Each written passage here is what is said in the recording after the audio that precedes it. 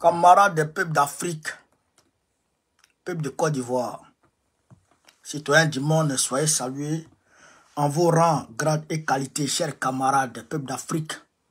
Non, aujourd'hui, 16, même si on est rentré dans le 17, mais on est dans le 16.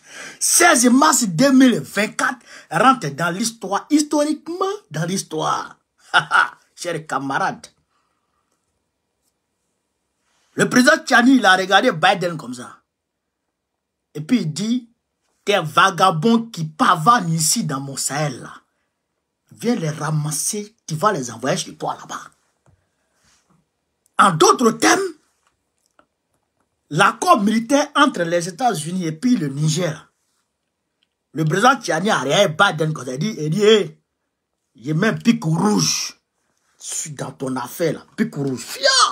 Accord là. Ça n'existe plus. Donc, les Waworo qui sont là-bas, là, qui sont à Agadez, là, qui sont un peu partout au Niger, le président Tchani dit quitter. Mais, chers camarades peu d'Afrique, avant de rentrer dans le vif du sujet, je voudrais ici vous annoncer quelque chose.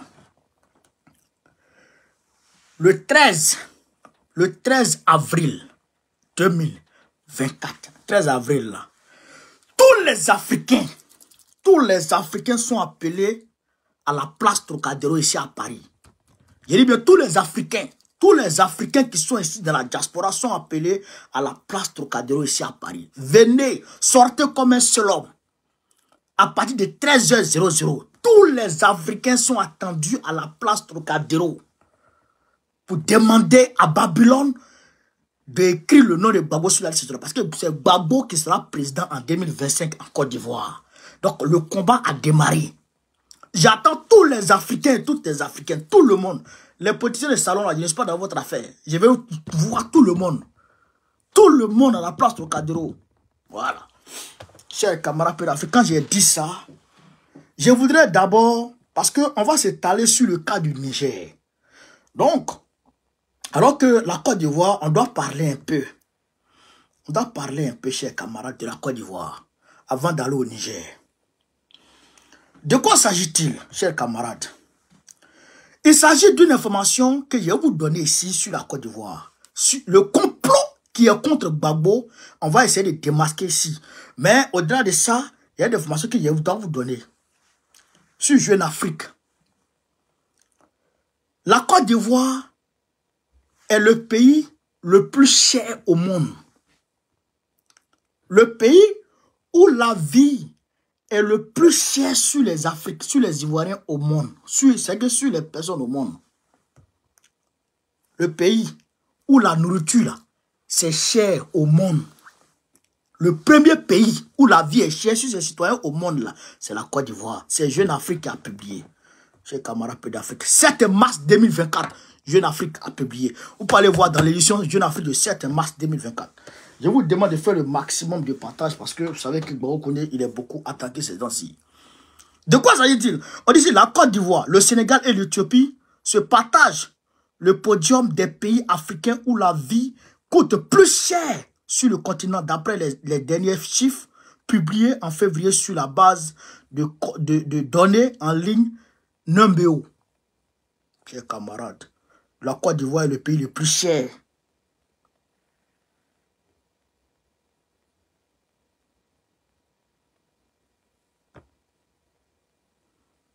Le pays le plus cher. La Côte d'Ivoire est le premier après le Sénégal, après l'Éthiopie. Ça, c'est notre pays, ça. C'est-à-dire que le pays, c'est-à-dire que comment est-ce qu'un pays pauvre, très endetté, la vie devient de plus en plus chère sur ces personnes-là. Malgré cette cherté infernale de la vie, on va casser leur maison. Je voudrais dire aussi aux Adjamélais. Adjamé, c'est pas vous. Ils vont commencer les démolitions. Les démolitions vont reprendre. C'est pas à jamais ça va reprendre. À jamais, Draman Ouattara va commencer la démolition sur vous. On a appris l'information. On a eu l'information. C'est assuré à jamais que ça va reprendre. Les démolitions. Quand j'ai dit ça, chers camarades peu d'Afrique, est-ce que vous savez que Tidjane Thiam est ici à Paris, en France? Est-ce que vous savez que Thiam est en France actuellement? Est-ce que vous savez ça? Quand Gbagbo a dit le samedi, je suis passé. Je dirais le samedi parce que pendant les samedis là. Quand il a dit je suis candidat le samedi, le lundi, Tidjane Thiam est allé voir Draman Ouattara. Le mardi, en même temps, il s'est envolé pour la France. Vous comprenez ça? Le mardi, en même temps, il s'est envolé pour la France. Étant en France, qu'est-ce qui se passe encore? Draman Ouattara, mardi, Thiam en France. Draman, mercredi, jeudi, paf! Vendredi, Draman Ouattara s'envole pour la France. Donc, les deux sont en France ici actuellement. Qu'est-ce qu'ils sont venus faire, chers camarades? C'est pour venir discuter de l'éligibilité de Gbagbo Laurent. Ça ne vous rappelle rien? Ça ne vous rappelle rien? Moi, ça me rappelle quelque chose. 1884, 1885, la conférence de Berlin. Décider du sort des Africains sans les Africains. Macron et ses gars veulent décider du sort de Gbagbo sans sa présence. Est-ce que vous comprenez un peu, chers camarades? Est-ce que vous comprenez un peu? Ils veulent décider du sort de Gbagbo sans sa présence. Ils discutent de lui, de son sort sans lui-même. Je dis et je répète ici, ce pays-là, il sera à feu. Il n'y a même pas de drap. Pays-là, Côte d'Ivoire, là. On n'a pas dit on n'aime pas pays là, hein. On aime pays là. Mais c'est pour nous. On va mélanger et puis on va réparer. C'est notre pays. Si les gens là s'amusent, c'est-à-dire que s'ils ne veulent pas que le pays parte en fait, hein, il ne faut pas s'amuser avec Gbagbo. Ils ne savent pas ce qu'on peut faire. Ils ne savent pas quel sacrifice on peut consentir pour Gbagbo. Les gens ne savent pas ça. Ils ne savent pas jusqu'où on peut aller à faire les babos là. Les gens ils s'amusent avec ça. Ils ne comprennent pas. Ils ne peuvent pas savoir. Mais nous là, on est prêts. Au nom de Dieu, frère, on est prêts. Il n'a qu'à lancer un mot d'ordre seulement. Vous n'allez pas croire. C'est pourquoi je vous appelle, vous tous qui êtes en Europe ici. Le samedi 13 avril 2024, nous tous, on se retrouve à la place Trocadéro. Pour commencer déjà, pour lancer déjà les hostilités contre Draman Ouattara. On va lancer déjà les hostilités contre Draman Ouattara. Vieux Waworo là, maudit là, soumis là. Vieux maudit comme ça là. T'as pas honte? Tu viens de coucher ici, devant ton bébé. Aïe, aïe, aïe. Je gêne le voisin. Aïe, aïe. Ouais. Ouais.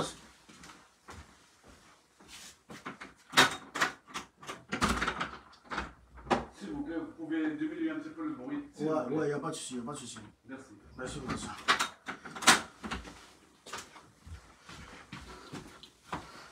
Draman va m'en parler avec mes voisins ici. Il va mettre en parler avec mes voisins ici. Oh, il va mettre en parler avec mes voisins. Donc, s'ils ne veulent pas que le pays là, ça devient autre chose, ils n'ont qu'à le laisser en paix. Ils n'ont qu'à mettre le nom de Gbagbo sur la liste. Ils n'ont qu'à... C'est-à-dire qu'ils n'ont qu'à quitter devant nous. Mais ils ne savent pas où on peut aller avec le Gbagbo là. Voilà. Ça, c'est une chose. Il n'a même pas honte. Économiste, qui est un homme qui quitte en haut là-bas pour dire non, il est économiste. Il vient en Côte d'Ivoire, c'est lui, le pays devient le plus cher sur lui. Alors que Gbagbo a tout fait pour qu'on puisse avoir le statut PPTE, qui fait que la dette diminue de façon drastique. Donc ça fait que le pays a une bouffée d'air. Le pays peut se retrouver à nouveau. Tu prends ce pays-là, tu les réendettes encore à plus de 30 000 milliards. Et tu vends l'argent des Ivoiriens. Et maintenant, tu rends la vie chère sur les Ivoiriens. Et tu casses leur maison. Et maintenant, tu empêches les Ivoiriens d'être Ivoiriens. On va en aller dans tes yeux. Ton visage penché, là. Tu vas prendre un drap. Donc, chers camarades d'Afrique, on va s'envoler pour le Niger. On va s'envoler pour le Niger. Vous allez comprendre de quoi il s'agit. On va s'envoler pour le Niger. Écoutez ici, vous allez être vous-même. Vous allez être vous-même étonné de l'insolence américaine. L'insolence américaine, chers camarades d'Afrique. On est parti. Le gouvernement de la République du Niger porte à la connaissance de l'opinion nationale et internationale que les 12, 13 et 14 mars 2024, ses représentants, sous l'autorité de son Excellence, M. Ali Mohamed Lamine Zen, Premier ministre, ont eu une série de rencontres de travail avec une délégation américaine composée de la sous-secrétaire d'État adjointe aux affaires africaines, chef de mission, Madame Molifi, du docteur Céleste Wallander, sous-secrétaire à la défense pour les affaires de sécurité internationale, du général Michael Langley, commandant en chef de l'Africom, et de Madame Kathleen Fisbon, ambassadeur des États-Unis d'Amérique au Niger.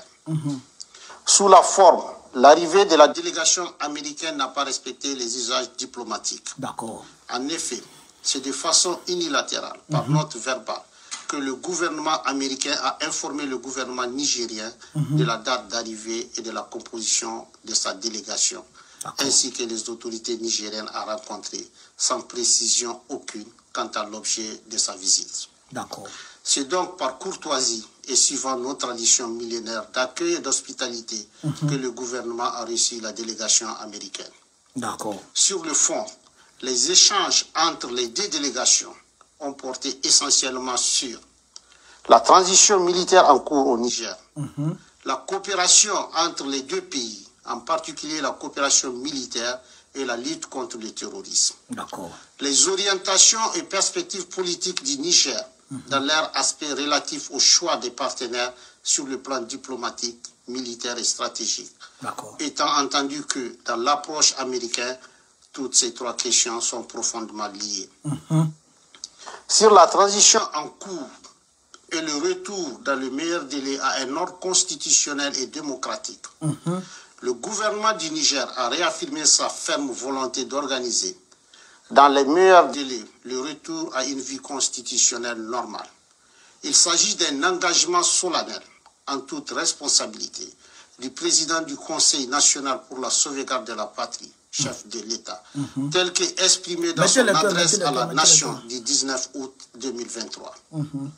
Sur le choix des partenaires diplomatiques, stratégiques et militaires, le gouvernement du Niger regrette la volonté de la délégation américaine de dénier au peuple nigérien souverain le droit de choisir ses partenaires et les types de partenariats à même de l'aider à lutter véritablement contre le terrorisme, alors même que les États-Unis d'Amérique ont décidé unilatéralement de suspendre toute coopération entre nos deux pays. Aussi, le gouvernement du Niger dénonce-t-il avec force l'attitude condescendante assortie de la menace de représailles de la part de la chef de la délégation américaine vis-à-vis du gouvernement et du peuple nigérien. Cette attitude est de nature à saper la qualité de nos relations séculaires et miner la confiance entre nos deux gouvernements déjà entamés par les événements du 19 octobre 2023. S'agissant des cas précis de la Fédération de Russie et de la République islamique de l'Iran, deux pays avec lesquels le Niger entretient des relations diplomatiques depuis plusieurs décennies et qui focalisent particulièrement l'intérêt des États-Unis d'Amérique. Le gouvernement tient à porter à la connaissance du peuple nigérien et de tous les peuples de la communauté internationale qu'il n'a jamais signé d'accord secret avec ses pays partenaires. Tous les accords signés par le Niger depuis l'avènement du Conseil national pour la sauvegarde de la patrie respectent le droit international et les règles de transparence. C'est pourquoi le gouvernement du Niger rejette les allégations mensongères de la chef de la délégation américaine consistant à soutenir qu'il aurait signé un accord secret sur l'uranium avec la République islamique d'Iran. Cette approche cynique, habituellement utilisée pour discréditer, diaboliser et justifier leurs menaces contre les États, ne pas sans rappeler l'exemple de la Seconde Guerre d'Irak.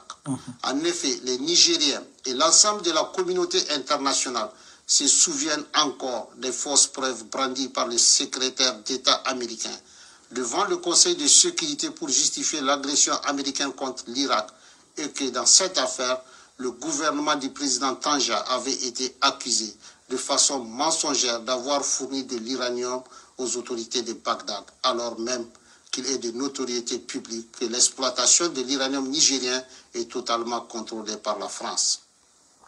Quant à la Fédération de Russie, il s'agit d'un partenaire avec lequel le Niger traite d'État à État, conformément aux accords de coopération militaire signés avec les gouvernements antérieurs pour acquérir le matériel militaire nécessaire à sa lutte contre le terrorisme qui a fait des milliers d'innocents victimes nigériens sous l'œil indifférent d'une bonne partie de la communauté internationale. Enfin, le Niger réaffirme son engagement solennel à coopérer dans la transparence et le respect de sa souveraineté, avec tous les pays et peuples épris de paix et de justice, conformément aux règles du droit international. Sur la coopération entre les deux pays, en particulier la coopération militaire et la lutte contre le terrorisme, faut-il le rappeler, la présence américaine sur le territoire de la République du Niger est illégale et viole toutes les règles constitutionnelles et démocratiques qui voudraient que le peuple souverain, notamment à travers ses représentants élus, soit consulté pour l'installation d'une armée étrangère sur le territoire national. Ainsi, c'est par simple note verbale numéro 174 du 6 juillet 2012 que la partie américaine a unilatéralement imposé au Niger un accord relatif au statut du personnel militaire des États-Unis et des employés civils du département américain de la Défense sur le territoire de la République du Niger. Cet accord est non seulement profondément injuste dans son fond, mais également ne répond pas aux aspirations et aux intérêts du peuple nigérien pour les raisons objectives suivantes. D'abord, il contraint le Niger à payer des factures liées aux taxes des avions militaires américains dont ces derniers doivent normalement s'acquitter et qui coûtent des milliards de francs CFA aux contribuables nigériens. Ensuite, les autorités nigériennes compétentes n'ont aucune information sur les activités militaires menées à partir des bases américaines au Niger et ignorent jusqu'aux effectifs civils et militaires ainsi que le matériel américain déployé sur le sol nigérien. Enfin, l'armée américaine n'a aucune obligation, selon l'accord, d'accéder aux demandes nigériennes d'appui contre les groupes terroristes qui assassinent nos vaillantes forces de défense et de sécurité et massacrent nos laborieuses populations. Aussi, depuis le 26 juillet 2023 et l'avènement du Conseil national pour la sauvegarde de la patrie, le gouvernement américain a décidé unilatéralement et brusquement de suspendre sa coopération militaire en violation de l'accord imposé au peuple nigérien en invoquant l'article 7008 du Consolidated Appropriation Act, sans pour autant aller au bout de sa logique qui voudrait qu'il retire ses militaires du territoire nigérien.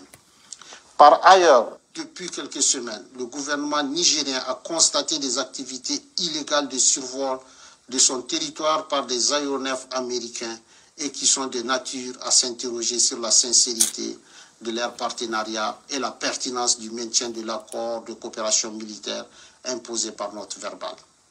Au vu de tout ce qui précède, le gouvernement du Niger, prenant en compte les aspirations et les intérêts de son peuple, décide en toute responsabilité de dénoncer avec effet immédiat l'accord relatif au statut du personnel militaire des États-Unis et des employés civils du département américain de la Défense sur le territoire de la République du Niger. Une correspondance diplomatique sera adressée à la partie américaine à cet effet, fait à Niamey le 16 mars 2024. Chers camarades peu d'Afrique, bon, vous avez entendu, hein? Moi, j'ai relevé un certain nombre de comment on appelle ça, un certain nombre de propos, voilà, d'actions posées par les Américains, puis on va décortiquer. Je tenais ici déjà à dire à Papi Joe que son papa, là, le papa de Papi Joe, il fait partie, bon, il prend son grand-père. Son grand-père fait partie de ceux qui ont décimé le peuple amérindien aux États-Unis pour s'imposer. C'est que eux là, c'est des nomades, des Américains qui sont là. C'est des nomades qui sont venus des Anglais, nomades qui ont été chassés en Angleterre. C'est-à-dire que les gens sont allés déporter là-bas. C'est-à-dire que aux États-Unis, le peuple qui sont trouvés là, ils les ont massacrés et puis ils sont installés là. C'est eux. C'est les mêmes Anglais là. Américains et puis Anglais, c'est la même chose. Donc eux-mêmes là, normalement, ils sont en terre étrangère. Bon, comme c'est leur nature, c'est dans leur ADN, de venir s'imposer sur le territoire des gens. Donc c'est pourquoi maintenant, voilà, ils viennent au Niger et ils viennent s'imposer au Niger. Excusez-moi. Une fille qui s'appelle Molifi, une femme qui s'appelle Molifi, va s'arrêter devant le Premier ministre Karim Zen pour dire, ouais, le Niger va subir des représailles américaines si le Niger n'arrête pas ses accords avec la Russie. Si le Niger ne suspend pas ses accords avec la Russie, le Niger va subir des représailles. Vous comprenez ça? Vous comprenez ça? C'est-à-dire qu'on menace un peuple de représailles s'il parle avec un autre peuple. Est-ce que vous comprenez un peu ce qui se passe? Hein, chers camarades, vous comprenez un peu, non? Voilà, donc aujourd'hui, Papi Joe s'est dit que voilà, le président Tchani voilà, est un... Bon, qu'est-ce qu'il peut dire? Un sous-homme qui est à sa disposition. Et ce sous-homme même, ça va même. Un esclave qui est à sa disposition. Donc l'esclave est en train de s'égarer. Donc il faut ramener l'esclave sur la droite ligne. Vous comprenez, non? Voilà. Lui, il reste là-bas aux États-Unis et puis il envoie des gens aller dire à Tchani, la voie qu'il a prise là, je ne veux pas qu'il revienne ici. Sinon, il va subir des représailles. On va lui faire ça, on va lui faire ça, on va lui faire ça. Déjà ça là seulement là, ça suffit pour dire aux Américains de quitter le Niger. Mais est-ce que vous comprenez ça? Est-ce que vous arrivez à imaginer ça? Quelqu'un va faire accord avec la Russie. Toi, tu te fâches. Mais les Américains n'ont qu'à nous dire, est-ce qu'ils ont arrêté d'acheter le pétrole avec la Russie? Eux-mêmes Américains, est-ce qu'ils ont arrêté de payer le pétrole de la Russie? Non, ils payent toujours. Ils n'ont qu'à nous dire, est-ce que l'Ukraine, qui est en guerre avec la Russie, est-ce que l'Ukraine a arrêté d'exploiter son gaz de la Russie? Ils n'ont qu'à nous dire, l'Ukraine continue d'exploiter son gaz de la Russie. Maintenant, pourquoi, quand les autres pays veulent aller vers la Russie, vous vous fâchez? Vous êtes qui? Vous êtes qui? Moi, je pose la question à Papi Joe. C'est-à-dire que s'il y a un Américain ici qui me répond, vous les Américains, vous êtes qui dans ce monde? Et puis, on ne peut pas respirer. Vous êtes qui? Mais les gens s'amusent, hein? Le Sahel, là, c'est la prunelle de nos yeux. L'AES, là, c'est la prunelle de nos yeux. C'est-à-dire que celui qui s'amuse avec le Sahel, il va nous tuer, nous tous. Celui qui s'amuse avec l'AES, là, c'est-à-dire qu'il va nous tuer, nous tous. Et puis, ça a fini. Au nom de Dieu. Mais les Américains, là, c'est-à-dire qu'aujourd'hui, il faut qu'on leur dise un certain nombre de choses.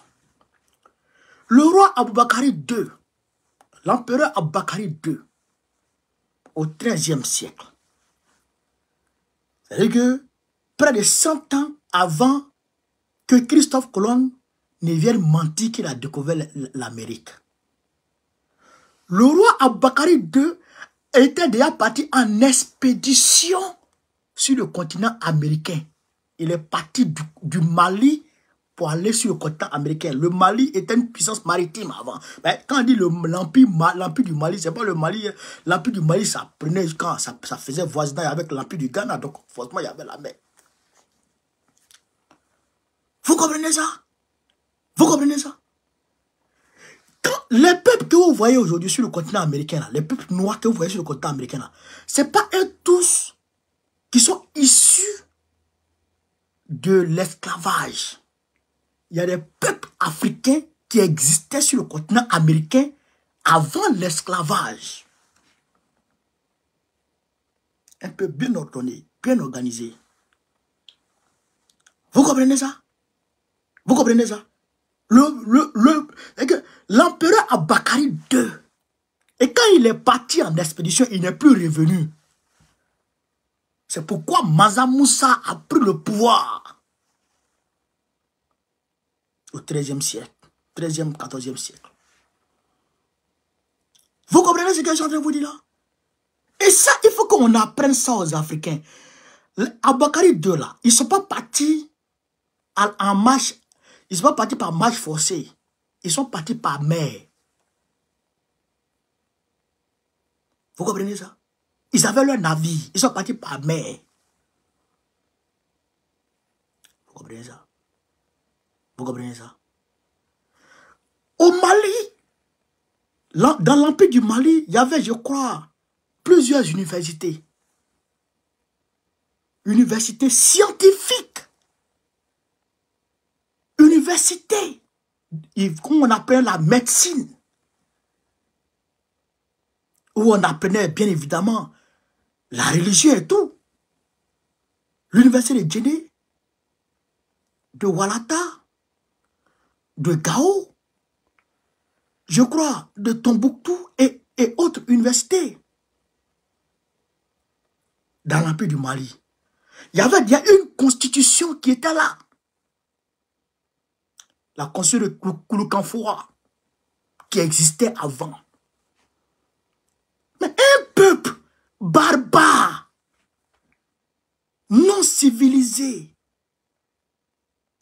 un peuple issu d'une civilisation animale, démoniaque. Frère, va venir s'asseoir sur nous pour nous dire ce que nous on doit faire. Vous comprenez ça? Vous comprenez ça? Parce que les gens ont tendance à limiter l'histoire de l'Afrique à la colonisation, de l'esclavage et la colonisation. Mais attends. Les Blancs là, si tu leur disais avant,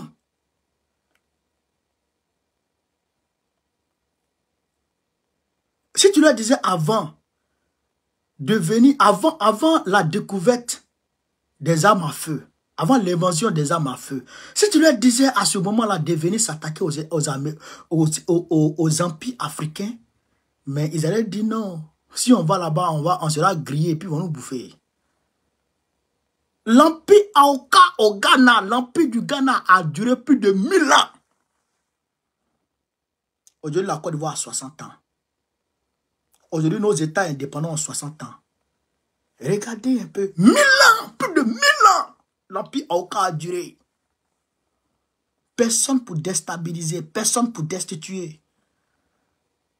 Seulement les Blancs, là, ils se cherchaient dans le froid. Ils se cherchaient dans le froid. Parce que si vous remarquez, avec le réchauffement climatique, le froid a tendance à reculer. Vous comprenez ça? Ces peuples nomades qui ne savaient pas où dormir, qui dorment ici, qui viennent là. On a vu comment le Yamnayad est venu sur le territoire américain.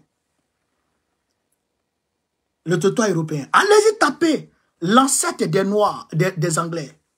Vous allez voir sa figure, c'est un Noir. Allez-y taper l'ancêtre des Anglais, c'est un Noir. Il faut qu'on leur apprenne l'histoire. Que nous là, on ne tombe pas de nulle part. un vieux toxico, un vieux drogué va venir s'asseoir pour dire on est prêt pour vous. On est prêt pour vous. Poutine n'a qu'à fabriquer armes seulement.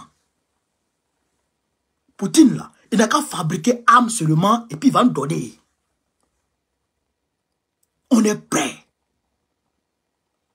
Et ils disent ici que le Niger fournit de l'uranium à l'Iran.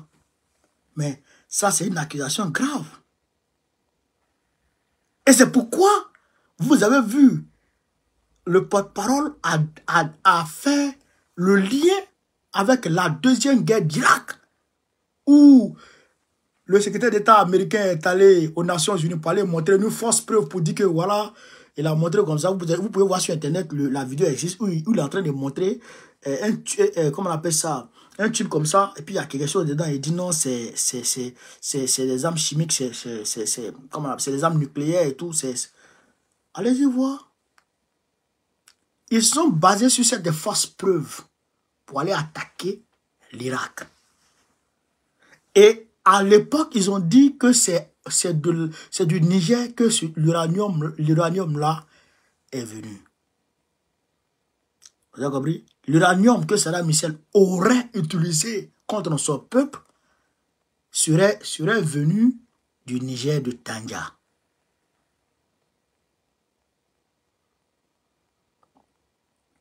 Vous comprenez ça?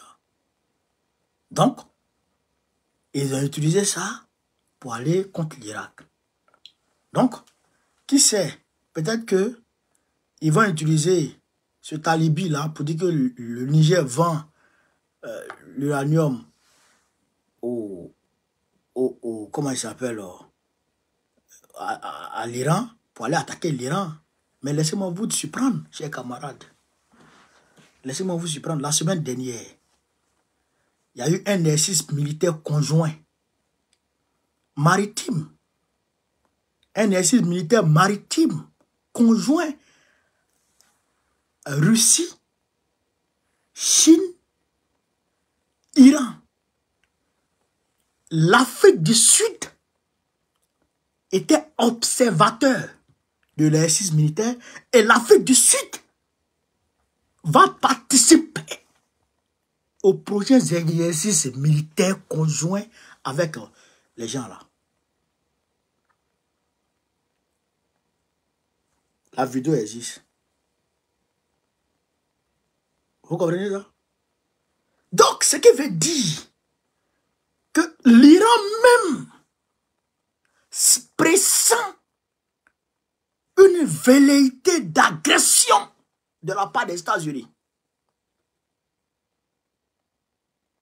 Parce que, on va aller un peu loin. Vous voyez les outils du Yémen là. Ils ont presque barré le détroit de Gibraltar. Ils ont presque barré le détroit. C'est-à-dire que les navires ne passent plus. Les navires ne passent plus par là. Vous voyez un peu, est-ce que vous voyez un peu ici là? Bon, c'est pas grave. Les navires ne prennent plus ce détroit là. Les navires ne prennent plus le détroit là. Mais ils prennent maintenant. Ils prennent maintenant quoi? Ils font le grand tour. Et les Américains et les Anglais sont allés bombarder le Yémen. Mais ça n'a pas faibli le moral des Yéménites outils qui rendent la vie infernale, la navigation infernale dans cette eau-là. Les Américains sont exténués. Ils disent que c'est l'Iran qui fournit les armes aux outils. L'Iran ne parle pas. Mais les Américains veulent à tout prix agresser l'Iran. C'est pourquoi l'Iran fait coalition avec la Chine et la Russie. Et je vous ai dit, la Chine a envoyé des destroyers, je crois 4 à 6 destroyers dans la Méditerranée, à côté de comment on appelle ça? À côté d'Israël vers Gaza pour protéger ces navires. Mais c'est des destroyers, c'est des navires de guerre. Et la Russie aussi a fait avancer ses positions. Et la Russie a interdit la mer Noire. Parce qu'elle protège maintenant la mer Noire. Même l'espace international. Je vous ai dit la dernière fois que la Russie a fait reculer 3 avions de la France qui survolaient la mer Noire. Pour dire quoi? Pour dire qu'aujourd'hui, les Américains réalisent que leur hégémonie est en train d'être, je dirais, chiffonnée, est en train d'être mise à mal par la Russie, par la Chine, par l'Iran et maintenant par les États du Sahel. Vous comprenez ça? Vous comprenez ça?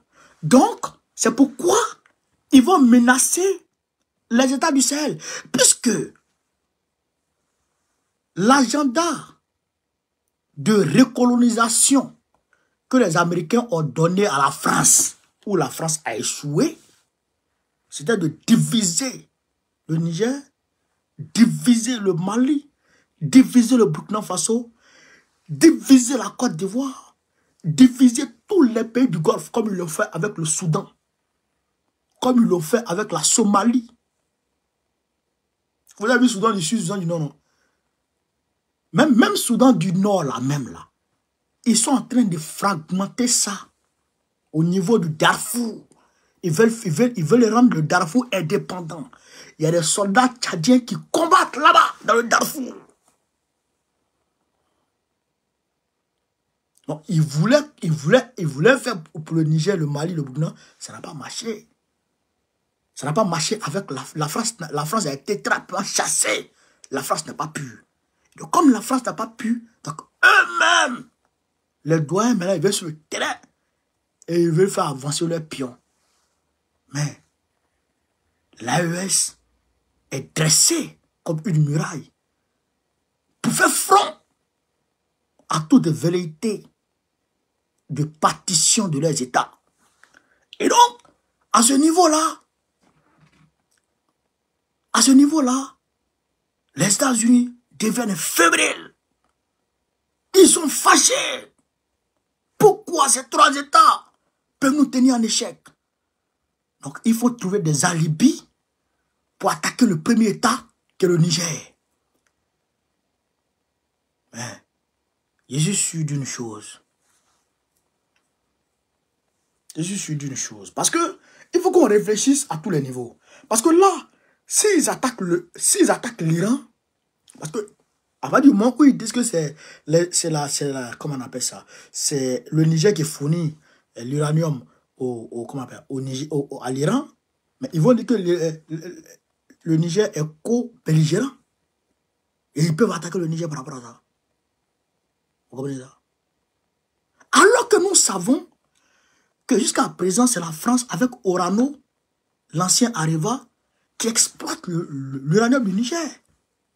Donc c'est la France alors, c'est l'entreprise Orano alors qui fournit l'uranium à qui? À l'Iran alors. Vous comprenez ce qui se passe, chers camarades? Vous comprenez ce qui se passe? Donc, nous disons aux Américains, on ne va pas aller loin. D'ailleurs, même tout ce que j'ai énuméré ici, ils violent l'espace aérien du Niger. Quand ça leur chante, ils ne respectent rien. Ils sont les bons dieux là-bas.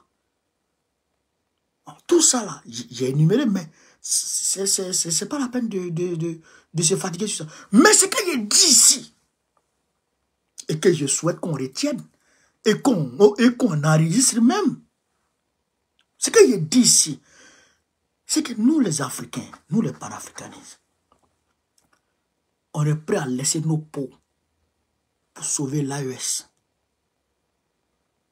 Ça là, il faut que les gens écrivent ça.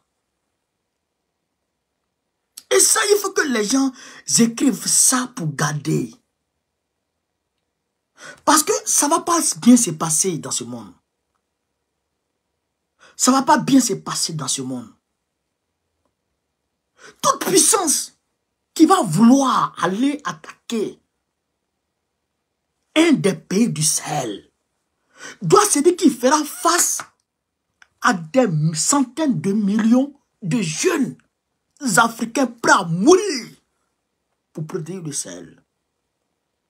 Il faut qu'ils mettent ça dans leur tête. Wallahi billahi. Wallahi billahi, frère. Ce que je vous dis là, c'est comme ça, c'est dans mon cœur. Wallahi billahi, on sera tous mono. On sera tous VDP au nom de Dieu. Si les États-Unis s'amusent à agresser le Niger. Mais ils ne vont jamais faire ça dans leur vie encore. Ils ne vont jamais faire ça dans leur vie encore. Mais regardez vous-même. Regardez vous-même. Ils sont allés détruire la Libye devant tout le monde. Vous avez vu. On envoie la démocratie. Bande de badjoubro. Bande de babiers. Ils sont allés en Libye. On va aller envoyer la démocratie. Démocratie est où en Libye? Eux-mêmes, quand les Libyens s'arrangent, ils veulent faire leur élection. Eux-mêmes, ils envoient les terroristes de Al-Qaïda pour aller détruire l'élection là. Ils envoient leurs gars pour aller détruire les élections, pour empêcher qu'il y ait élection en Libye. Vous savez pourquoi? Vous savez pourquoi ils empêchent qu'il y ait élection en Libye? Vous savez pourquoi? Chers camarades d'Afrique. Parce que la Libye est un boulevard pour faire descendre Al-Qaïda dans le Sahel. Les terroristes que vous voyez là, la majorité vient de l'État islamique. Entre Irak et Syrie, et puis, comment on appelle ça? Entre Irak, Syrie, et puis la Turquie. C'est de là-bas qu'ils viennent. Ils descendent. Ils descendent de là pour venir attaquer l'AES. C'est pourquoi ils ne veulent pas que la Libye soit, comment on appelle ça? La Libye se retrouve. Mais, vous avez tapé poteau. Aucun autre pays du Sahel sera comme la Libye. On va vous combattre. On va vous combattre. Ça, c'est que ça là. C'est que même si on meurt, il n'y a pas de drap. On est mort pour la bonne cause. Non, on est mort pour la bonne cause. Ça, c'est une réalité. Et donc, il faut que le peuple mette ça dans sa tête. Nous sommes le premier peuple sur terre. Nous sommes le premier peuple sur terre. Ces blancs-là, ils viennent de nous. Ils viennent de nous. C'est-à-dire que c'est nos petits-fils. C'est nos petits-enfants. C'est ça qu'elle avait dit. Et ton petit enfant va te manquer de respect ici. Pourquoi? On n'a pas dit on est mieux que quelqu'un, mais personne n'est mieux que nous. Personne n'est mieux que nous. Papi Joe ne peut pas aller dire à la Russie, peut pas aller demander à la Russie de choisir ses partenariats. Il peut faire ça. Il peut faire ça à la Russie. Il peut faire ça à la Chine. Quand il a demandé à la Chine d'arrêter de soutenir la Russie, qu'est-ce que la Chine a dit? La Chine a dit que la politique coercitive, la diplomatie coercitive des États-Unis n'est pas la bienvenue en Chine. La Chine fait ce qu'elle veut.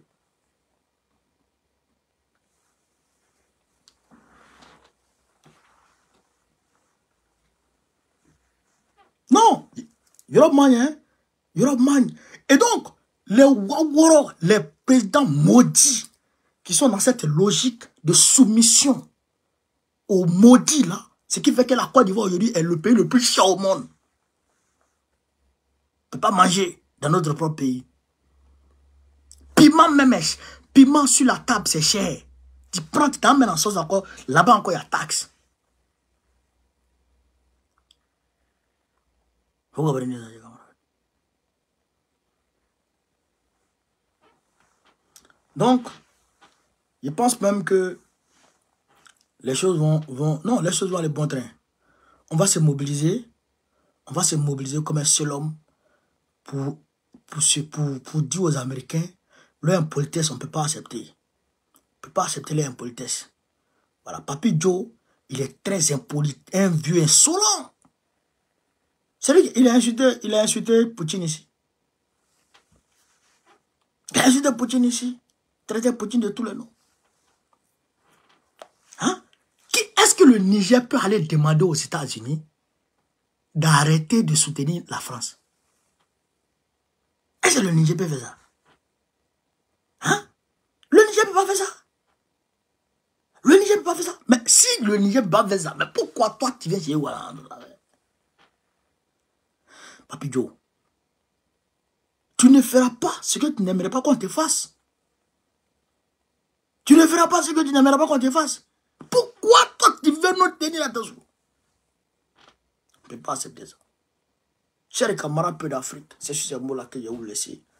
Bien sûr, sur Facebook, TikTok, on aura 1-2 heures de discussion parce que c'est très important de parler. N'oubliez pas, le 13 avril 2024, n'oubliez pas le 13 avril 2024, on va aller manifester à la place Trocadéro pour exiger la réinscription du nom du président Laurent Gbagbo sur la liste électorale. Le nom de Gbagbo sur la liste électorale. On va aller manifester pour ça. Vous avez compris, non? Le 13 avril, prenez vos jours. Posez vos jours dans vos entreprises. Posez vos jours. Vous travaillez samedi, tout ça là. Posez vos jours. Voilà, posez vos jours. On va aller manifester ce jour. Il faut qu'on fasse une démonstration de force ici à Paris. Une démonstration de force. Tous les Africains sont invités. Voilà. Parce qu'il y a certains ici, quand ce n'est pas leur pays, ils ne sont pas concernés. Ils n'aiment pas ça. Voilà. Tout le monde est concerné ici. Par exemple, Draman Ouattara, il est mauvais, il est nuisible à tous les pays africains. Voilà. Donc, on est ensemble, chers camarades.